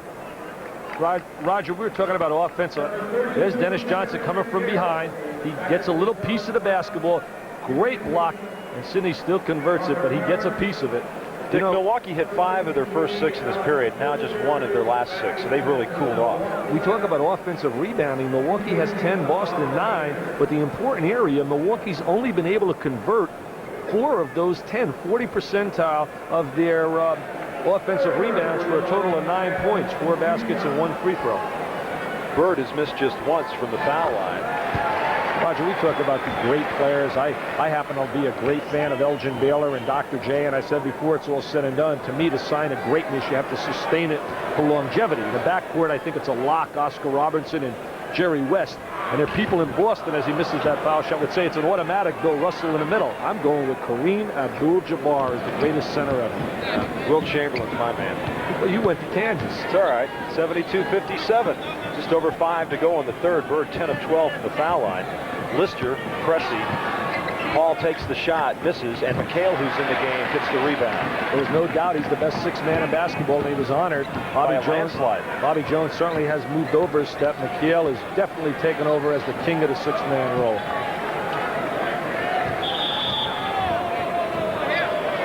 Mahalik blows the whistle out top, and it's going to be an illegal defense. So that's the second, and the technical on the Milwaukee Bucks.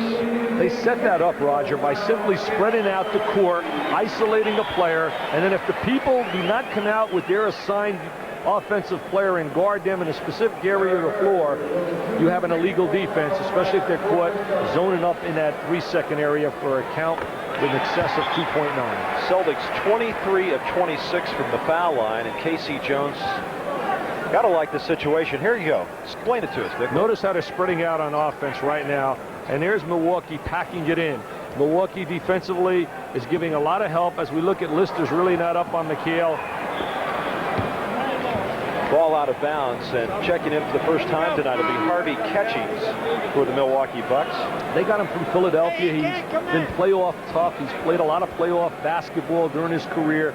He's on the floor for 2 reasons: intimidation defensively and blocking some shots. He's certainly not an offensive threat. They're not going to let him on the floor. He'll check in at the next opportunity.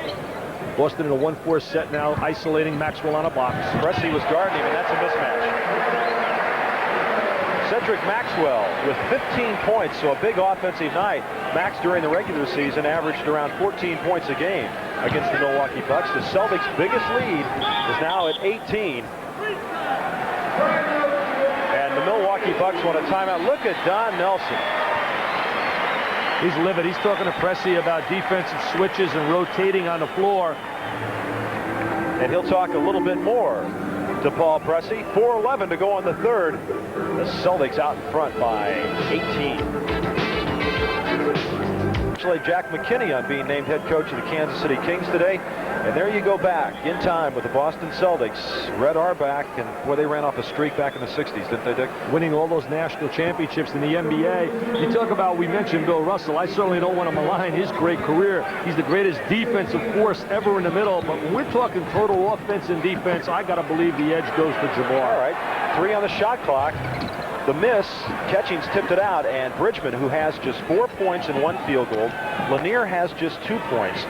So no production out of those 2 guys, who combined for over 30 points a game against the Boston Celtics during the regular season, as Marcus Johnson now has 14. Strong baseline post move by Marcus Johnson. You have to get more productivity out of your center, a guy with the touch of Bob Lanier. He certainly has to be in double figures, and you need scoring out of Bridgman to win. Bird to McHale. great. Kevin was 6, and Bird, he looked like he was going to take that shot, and that just froze everybody. Tremendous two-man basketball, Bird and McHale. The last great passer in this league who could pass the ball from the wing was Rick Barry when he did it with Golden State, and they won the title with Al Attles. Bridgman, and they called the foul on Danny Ainge. So far, the free throw line in this period, Boston 7 of 8. Milwaukee has taken just 2 free throws. We were getting a kick out of Danny Ainge earlier tonight. He said, "Hey, Dick, I heard you shipped me to Utah during the last telecast." Tell him what you said, Roger. Well, we just, Danny's getting a big jump in salary from about $250 to $400, and, it's been talk about possible trade. Dick mentioned Utah. Danny was a little concerned about that. Not that he wouldn't like to go back, but he is from Eugene, Oregon. Frank Layden certainly. But he went to school at BYU. So. He'd be a great asset down there in Utah, especially Brigham Young supporters would love to have Danny Ainge. But knowing Red Auerbach, he's not giving up anybody without getting something back. Well, he could be a great asset for the Boston Celtics. As he said, I just need a little more playing time. McHale, the jump hook, and McKeskey, the rebound. As Milwaukee has hit 17 of 20 free throws, and that's about all they've hit. They sure haven't been hitting it from the floor. McKeskey inside. He's got good position, puts it up and in. McKeskey beats McHale to the spot. McHale doesn't beat him to the ball. Gets good inside position, and the end result, he scores. Marcus guarding Bird. The leaner blocked by McKeskey. And Marcus Johnson with a 3-on-2. Missed it. Bridgman in the right place at the right time to put it in. Easiest deuce that Junior Bridgman will get. Marcus Johnson being asked to do it all. He's being asked to play on the defensive end against Larry Bird, and then he's being asked to score 25 up on the offensive end. Marcus, little showtime, hangs in the air, and here comes Junior Bridgman. Pressey keeps the ball alive. Bridgman says, "Hey, look what I found." An easy deuce for the Louisville graduate. We've had a delay of game warning for the second time against Milwaukee, so that's a technical, and Bird will go to the line to shoot it. Milwaukee might be doing that deliberately, Roger, to keep them from inbounding the basketball and running it up the court to get that long baseball pass, which Boston is known to do in their transition game. Robert Parrish will check in the game now for the Boston Celtics. And with 2:30 to go in the third, Larry Bird will get a rest. So Casey Jones will give him 2.5 now, 2 minutes during the period, and maybe another minute on the other side, and Bird will get a nice rest right here. He checks out of the game with 22 points as Parrish goes right over McKeskey. Parrish with that good baseline hook shot across the baseline. Marcus Johnson baseline and in. Woo. He looks fresh as can be. He looks like a thoroughbred going up and down the court. If Milwaukee's going to make a run, they better make a run now to get back in this game. Catchings guarding McHale. Just under 2 minutes to go. Kevin the leaner and the foul. Foul's going to be on Harvey Catchings. That's his first. McHale with a good pump fake. There's the one. Look at the head fake. Gets Catchings up in the air. And Earl Strom with the call. Let's keep it right here. Timeout on the floor. 79-67. The Celtics one-time 82-83 season when Milwaukee took 4 straight from Boston. And I know Tiny was let go. His contract wasn't renewed after that. Milwaukee signed him. As Dick mentioned, a good acquisition, but a torn hamstring. And at 34, 35 years of age, you got to figure it might be the end of the road for a guy at 6'1", 1 year led the NBA in scoring and assists. He was just scintillating when he did that. McHale misses the free throw. I hear Tiny would be a great coach on a collegiate level because he loves kids, loves working with people. I know he really helps out in the New York area. Boston starters have outscored Milwaukee's starting lineup 61-39, but the Milwaukee bench has kept them in it 28-18. Boston's defense has been a key here tonight. They've really done a great job neutralizing the half-court game of Milwaukee. Bridgman from 20. Air ball, and Buckner comes down with it. That's not the Junior Bridgman that Don Nelson knows. He's been having a tough shooting night. He averages over 17 points a game against the Celtics during the regular season, shooting better than 54% from the floor, and it hasn't been there tonight for Bridgman. He has just 8 points. Trying to go alley-oop to Parrish, knocked loose by Bridgman, and they will jump it between Junior Bridgman and Robert Parrish. And Junior says, after my playing days are over, I hope they call me Ulysses, because that's my ring. He's the last player still playing, involved in that trade for Kareem Jabbar back in '75. Other guys in that trade were Winters and Dave Myers and also Elmore Smith. And the big guy that went along with Kareem Abdul-Jabbar to L.A. was Walt Wesley, another Kansas guy. There you go. Maxwell, the spin, hits Cedric Maxwell, giving now 17 points, and it's 82-67. Celtics with that big lead and 105 to go in the third. Very unorthodox shot by Maxwell. I told you to quit using those big words, Dick. Marcus misses, tipped out, Maxwell comes away with it. Every shot Cedric takes is unorthodox. He's certainly what you call a blender. He's the kind of player you need on your lineup. He plays behind the stars. You can't have all stars, Roger. You have to have guys on the floor that are contributors. They're going down to Maxwell. He wants it right now. No, Buckner says, forget it, Cedric. I'm going the other way. Ainge with the left hand misses, tipped out. And it'll be Boston basketball. Celtics 10 of 17 from the floor. That's 60% here in this third period. Milwaukee 11 of 21 at 52%. Boston can beat you so many ways. They can beat you passing the basketball, rebounding. They can beat you on a team defensive concept, and they can beat you with the running game. McHale, the turnaround and hits. Kevin McHale off the bench for the Boston Celtics, giving 9 points, and it's 84-67. That lead up to 17. Their biggest lead has been 18, and Milwaukee with 22 and 16 on the respective clocks. You can't really classify McHale as a sixth man with all the minutes he plays. He's really a starter, especially when it's crunch time. 10 and 4. Bridgman from 18 hits it. Junior Bridgman, that's his first outside shot. Junior runs back and he says, "Where have you been, Mr. J? You've disappeared on me, my jump shot." 1 second. It would have counted, but it didn't go. And we've completed 3 periods of play at the Boston Garden. The Celtics leading the Milwaukee Bucks 84-69. We'll be back with the final 12 minutes after this. Thank you very much, Greg, and welcome everybody back to the Boston Garden, where one of the stories tonight has been Bob Lanier with just 2 points. Sidney Moncrief with 11, 9 of those coming in the first half. And Junior Bridgman with just 4 points in the first half finally came up with 6 in the third period for 10. And there's Bob Lanier, who has hit just 1 field goal. He has missed 9 shots from the floor. Certainly has been a big story. He's had some good shots, especially early. The shot just wasn't falling for Bob. And then we look at Bridgman, and Bridgman certainly hasn't been productive. And we look at the third quarter field goal percentages. Very deceiving. The Bucks shooting 55 and the Celtics 58. You would think the Bucks are playing good basketball, but they're not playing typical good, solid team half-court basketball like they normally play. Pressey and Buckner collide, and Quinn's right knee. Quinn Buckner is grabbing his right knee, and he is hurt. It looked like he collided as Casey Jones comes on the floor. It looked like they might have cracked knees. Ray Melchiori, the trainer out there. Bob reverses the ball. There's Pressey. There's the contact. Right knee of Pressey with the right knee of Quinn Buckner.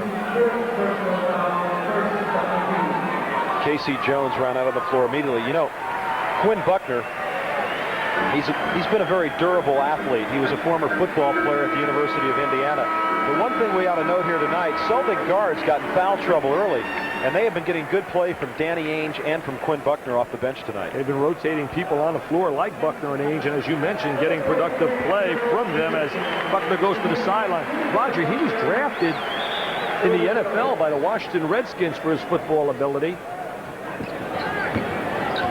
He's a defensive back at Indiana. Bobby Knight said, forget that football, and put those short pants on. And when Bobby Knight says that, you say, okay, Robert. Henderson has checked in the game for Buckner as Pressey hits. Now, Paul Pressey with 15 points, and Marcus Johnson with 16. Pressey, their second leading scorer. Playing under control. That's a good, legitimate 15-foot jump shot. He had a tendency as a rookie to play out of control. Darrell Walker does that with New York. Ainge, the fake, the leaner, and hits Danny Ainge. He's got 10 points. Danny Ainge certainly has been quality play and quality time off the bench. Good baseline drive by the Brigham Young All-American. Lanier has not scored, but he's got 10 rebounds to lead all Milwaukee Buck rebounders. McHale with 6 boards to lead the Celtics. Bridgman, that's his shot out there, and he hits it. So Bridgman has hit 2 in a row now. He's got 12. Can't hold all good shooters down. It's just a matter of time before they're going to erupt. Bob's got to start to look for his shot again, because I believe the big fella, I've seen him so many times, if he's a slow starter, eventually find that rhythm and that touch. Parrish. Moncrief coming with weak side help. And Pressey the rebound. Bird is back. It's a 2-on-2 with Moncrief, who now finds Bridgman on the side. McKeskey, he is fouled. And the foul's going to be on Larry Bird. McKeskey, not one of your great leapers in the league, but certainly an aggressive, hustling player. Here comes Milwaukee in transition. Pressey up in the air, kicks it out to Moncrief. Moncrief over to Bridgman. Bridgman with the short jumper, hits Arn, and there's Paul McKeskey, all 7 feet of him, and he gets knocked to the deck and goes to the line for 2. McKeskey now with 7. He's got 4 rebounds. He was ranting and raving to you and I about Danny Manning. He said he played with that high school All-American during the summer. He said, I couldn't believe he's a high school player. Harry saves it as McKeskey hits 1 of 2. 86-74. Celtics led 22-17 after the first, 54-42 at the half, 84-69 after 3. Pressey's playing Bird. McHale over McKeskey, and McKeskey his 5th rebound. McHale has a little tough time, I believe, against Milwaukee because of the size they put up against him. Henderson, and he is grabbed by... And it goes down! It went in! Oh, what a showtime! When that happens, Roger, you simply pack the ball back and say, let's play Thursday night because it is over tonight. Let's take a look at it. There goes Henderson. It's acrobatic time, circus time. He gets tackled. He flips it up. He looks it. Look at him. You always try to put that shot up, regardless. And he got a little spin on it. He completes the 3-point play. And Larry Bird becomes the greatest cheerleader, the most expensive cheerleader in the house. Henderson with 12, and Nelson after that shot says, I got to take a timeout. Milwaukee had got the momentum going their way, Dick. Milwaukee had a little bit of the flow and offensive rhythm. Good timeout by Don Nelson because he knows Boston right now is mentally really into it. The Bucks had outscored Boston 5-2 to start the 4th, but with that 3-point play by Henderson, it's now Roger Twyble, Dick Vitale back with Boston Garden after a Gerald Henderson get-lucky shot, which turned into a 3-point play. We're going to check out Larry Bird's efficiency in the offense. Roger, in the first half, we charted Larry Bird, and we spoke about his 4 for 11. In the second half, we look at Bird, and he was 2 field goals in the third quarter.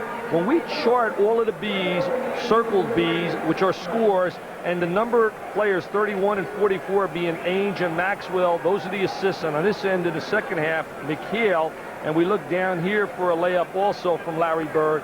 He has been responsible for 38% of the offense. He's been responsible for a total of 32 of the points of the Boston Celtics, with his assists 5 and his 6 for 14 shooting and his 10 for 13 free throws. And he's got 5 rebounds as Lanier misses again. Pressey the offensive board. Off the side of the board, and Bird comes away with it. Rebound number 6 for Larry Bird. When we talk about charting Larry Bird, we've been charting his field goal percentage and his field goal scoring and his assists. We do not chart his rebounds. If you add that into his totals are just absolutely above the 50 percentile. Pressey matched up on Bird now. And the whistle. Larry was looking for the foul all the way in that time. It's going to be on Paul Pressey. Mike Dunleavy will check back into the game. Pressey on him real tough. Pressey's a good defensive player, but Larry Bird slashes. He beats him with that first step. Roger, I'll never forget Oscar Robinson at a clinic. He said whenever a defensive player is playing him and he has that lead foot up, he attacks the lead foot because it's the toughest defensive play to make, to try and reverse and drop step back on a defensive end. Bird so far in the NBA playoffs for the Boston Celtics, 11 games, averaging 27.5 points per game, 9.5 rebounds, 7.4 assists. And he's got 24 tonight. The only thing he hasn't done so far, I didn't see him selling any popcorn. He hasn't sold any tickets. He just plays steady basketball, defense, offense. Bridgman wide open, and that's his shot from about 21 feet outside. Now, Junior Bridgman has picked it up, and he's got 14, and it's 91-76 with 8:55 left to go. They're going to go right down to Larry Bird. He wants the ball. Bridgman's checking him right now. He's got size. He's got strength on Bridgman. 8 on the shot clock. DJ, the jumper, over Dunleavy, and he hits it. Dennis Johnson. Dennis has been quiet. That's just his second basket. He's got 4 points. He hasn't been quiet on a defensive end, though, Roger. He's really minimized the effectiveness of Moncrief here tonight. Moncrief with just 11 points and only 3 field goals. Bridgman, the leaner. And Dennis Johnson, the rebound. That's another great asset of Johnson, an outstanding rebounder from the guard slot. That time, Lanier hung back and was able to make the steal off the Bird pass intended for Kevin McHale. Bridgman drops it off to Dunleavy. McKeskey open underneath, and a foul by Larry Bird. Excellent bounce pass by Lanier. They throw the ball down in the post. They have a good triangle offensively, and Bob reverses it to the weak side to McKeskey. Watch Lanier now bring it to the weak side with a good bounce pass. McKeskey on a power layup takes it up strong, and there's Bird at 6'9", challenging the 7-footer. You can put a dime underneath McKeskey's shoes when he jumps. There's not too much space on the bottom. He's a hard worker. Del Harris said in Don Nelson's complex defensive scheme of things, he is the best defensive player getting from one point to the other and following that scheme of things. When you're limited in your skills, you better be a hard worker or you're going to be shipped out of this league. And not too many guys want to be shipped out of here, Roger. They've been known to pay some pretty good bucks working in this league. McHale wide open from 15. He hits it. What a flexible player. Inside, outside, block shots, shoot the jump shot. Just a tremendous year this year for McHale after he settled his contract problems. Moncrief took it strong to Dennis Johnson that time. Moncrief now with just 4 points in the second half. 95-80. 15-point Boston lead. 7:35 to go. And after a sloppy beginning, Dick, Milwaukee with just 13 turnovers. Boston with just 9. It was 8 and 6 at the halves. DJ got caught in the air. He throws it away. And Moncrief on a 3-on-2 finds Dunleavy on the wing. And he missed it. McHale releases to Henderson. 3-on-1. Behind the back to DJ. And in. Timeout. I'd get a timeout, Nelly. They're ready to erupt. You just can feel it when they're ready to erupt. Little showtime. Parrish hugs him and says, Dennis, it's great to have you back in uniform. We missed you that one game you didn't play in New York. Bob Cousy action by Gerald Henderson. There's only one Bob Cousy. 7:09 left to go. Celtics lead it by 17. Dick, Earl Strom just walked by and told you you've been talking too much tonight. I was telling Earl Strom earlier, I said, you keep working as efficient as you are, you're going to get in a class with Garrettson, Madden, and O'Donnell. He said, get in there, class. He said, hey, Dick, I have worked more summers than what you were in the NBA. I said, I know. I didn't get a chance to put the sugar in my coffee. I got shipped out of this league so quick. Just over 7 minutes left to go in this game. Celtics lead it by 17. Their biggest lead was 18 with 4:25 to go in the third. And three-point land, Dunleavy, he misses it. He came into this game hitting 5 of 6 against the Celtics. Now he's going to split the seam, go in with the leaner, and he finds the range for 2. Dunleavy, a very smart player, gets in between the defensive people. Lanier kept that alive. He's done a good job rebounding. Bob just has not been a factor shooting the ball. You know, I was teasing Earl Strom, but he's certainly in the class of Madden and O'Donnell. They're the great referees of this league. McHale. Kevin McHale now with 13 points, and it's 99-82. You know, the Bucks have done a good job, Dick, in the playoffs, holding the opposition under 100. When they have, they're 7-0. Looks like they're going to get held under 100 this evening. They just have not been able to get any kind of offense at all in the middle of the floor, and that's hurt them tonight. And he gets the drop on that one. So they've looked to him 2 times in a row for the three-pointer. They haven't got it, but Dunleavy has gotten a couple hoops. So instead of 6, they've got 4. It's hard to believe that no one picked him up earlier, Roger. He's such a plus player, and he just can't hurt you on a basketball floor with all the little things he does for you. Parrish swings it over to DJ, takes it inside, and is stripped away. Mahalik makes the call. It's going to be on Dunleavy, and on Mike, that is his 5th. You know, Mike was telling me he got caught in a situation with teams involved in salary caps. There were 3 teams that were talking to him: Milwaukee, New Jersey, where Stan Albeck, who coached him at San Antonio last year, and also Dallas. And he thought he was all set to go with New Jersey. Things didn't work out as Bird will sit down, and Maxwell was checked back into the game. So Bird exits with 5:53 to go and 24 points. And so Mike looked to a second career working on Wall Street with a brokerage firm. And when injuries started to hit some teams, Milwaukee put out the call, and Bob Lanier will sit down. And a frustrating evening for Bob Lanier. He's got just 2 points and 11 rebounds. He's a man of immense pride, and I'll guarantee it, he'll be back storming in here Thursday. Robert Lanier. I was surprised. I thought maybe L.A. would have went after Dunleavy when Magic was injured. They were interested. They were very interested. They were over the salary cap, and I guess that presented problems to Jerry Buss and Jerry West. Also the fact that Byron Scott did finally come around for him. Mike McGee gave some good play, but L.A. was another team that was interested in Mike Dunleavy. Celtics have done such a solid job. If you can just see the help they give to one another. In other words, if you beat a guy, look at the help right now Parrish is giving. He's stepping in the lane.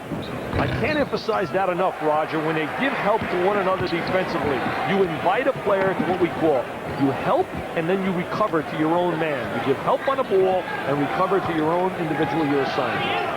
Dennis Johnson from Cedric Maxwell. And DJ all of a sudden was 7 in the period and 9 on the night, and it's 103-84. That's the biggest Boston lead at 19 points.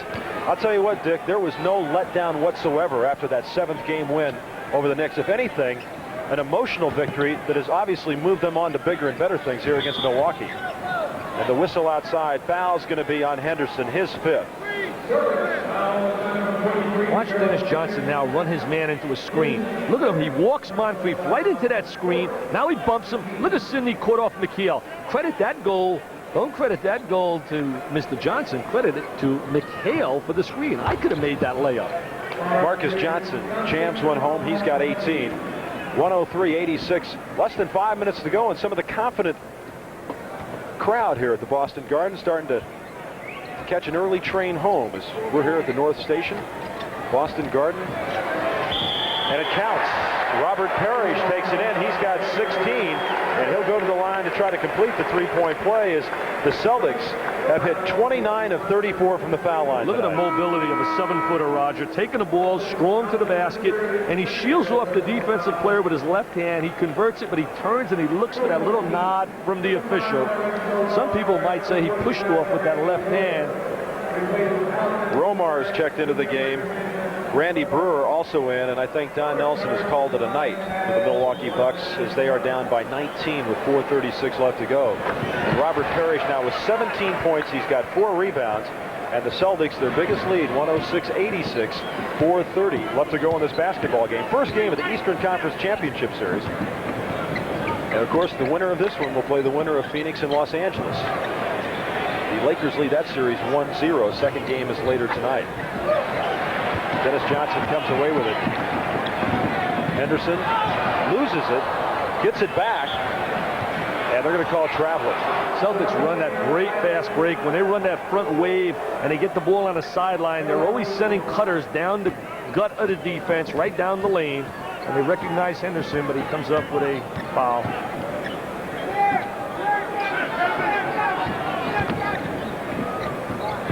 They're leaving Romar open. He'll take it inside now and in.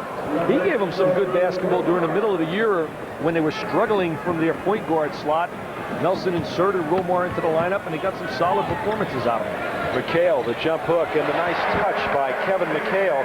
He's got 15 points. Boy, the Celtic front line really eats up the Milwaukee Bucks as Marcus Johnson tries it from three-point land. You're talking about the best front court in basketball, Roger. I don't think anybody in basketball can possibly match the front court play of McHale, Parrish, Bird, and Maxwell. And McHale is fouled by Sidney Moncrief. And checking into the game will be the Celtics' #1 draft pick from Brigham Young University. That's 6'11" Greg Kite. And Robert Parrish will sit down. Parrish with 17 points. Now Bird sat down with 24. Maxwell has 17 and McHale 15. That's production from your big man, Dick. The starters did a great job here tonight. They accounted for most of the points, the majority of them, and did a tremendous job for Boston. The playing time is going to increase for your starters during the playoff times, Roger. There's no time to rest, and you're not going to see guys sitting on a bench as much as they do during the regular season.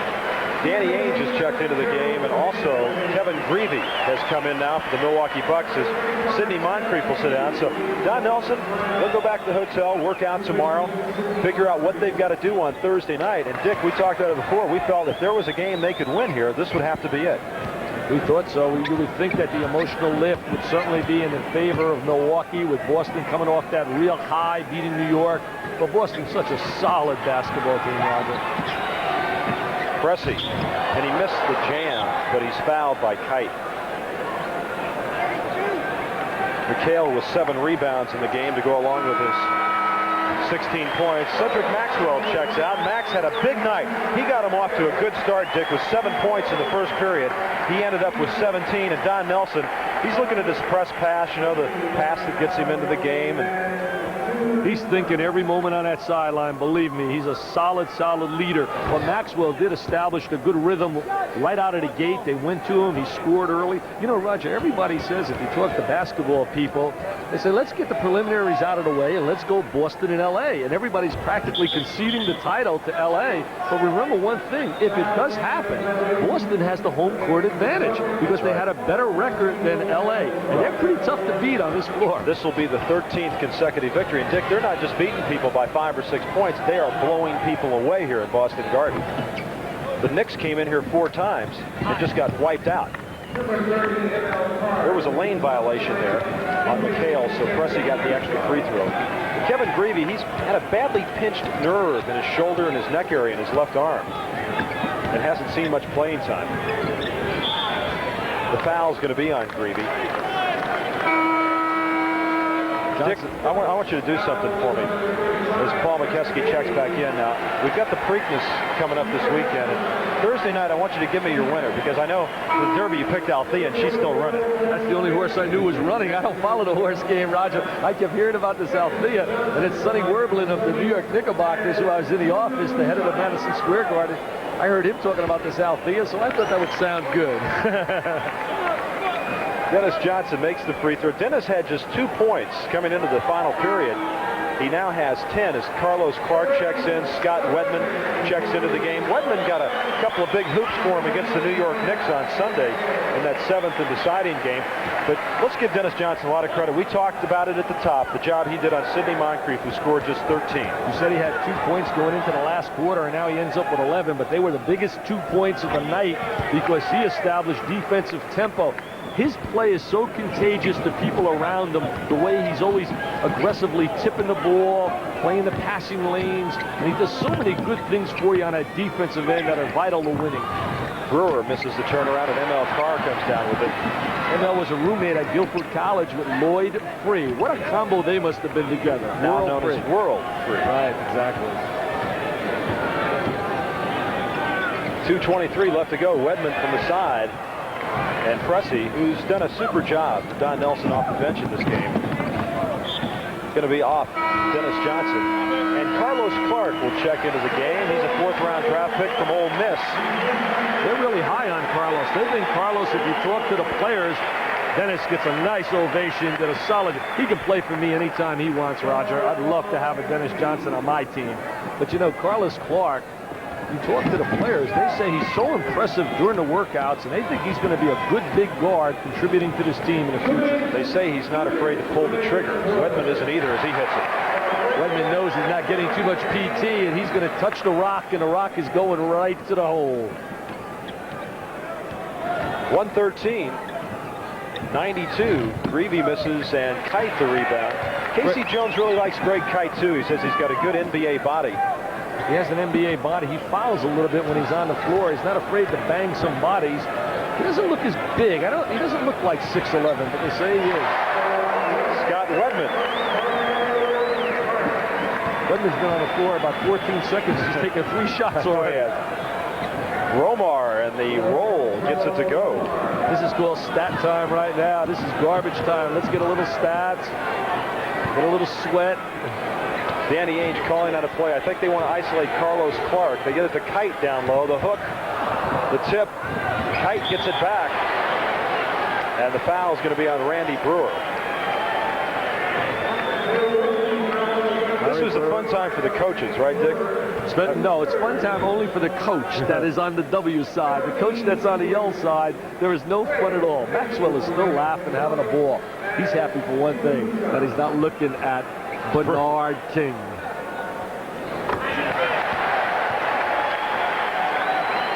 He has a great shooter. Look at Chiefs. McHale, he's talking. He's always talking. McHale, he's talking to Kite. He talks more than Dick He said, Kite, you're 1 at 1 from the foul. Now 2 of 2. Parrish looked bored with the whole evening. He wasn't bored while he was in there. He had 17 points, 7 rebounds. 117-94, just over a minute to go. Reeve off the glass.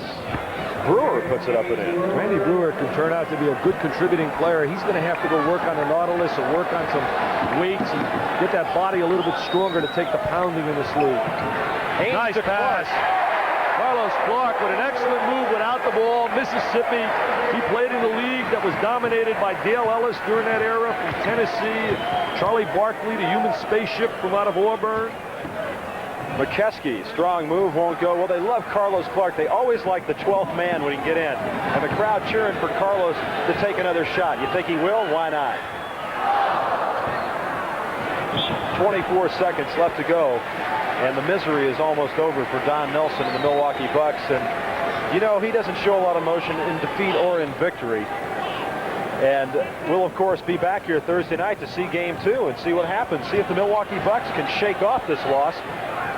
And that'll be a 7:30 tip-off. You don't get as far as Milwaukee without having a lot of pride, and they're going to come back here and really challenge Boston on Thursday. I'll tell you, you see some good Showtime basketball in the closing seconds. Clark with a real nice block on Lorenzo Romar taking it in. Just 14 seconds left to go. Greavy played on the Washington team when the Fat Lady did some singing for Dick Motta back in 77, Yeah, he was a real contributor on the team. He averaged about 17 points a game on that basketball team. Good left-handed jump shooter. Danny Ainge. Wedman. And that'll do it. The Boston Celtics win the first game of this Eastern Conference Championship Series against the Milwaukee Bucks. Final score, Celtics 119, Bucks 96. And we'll be back.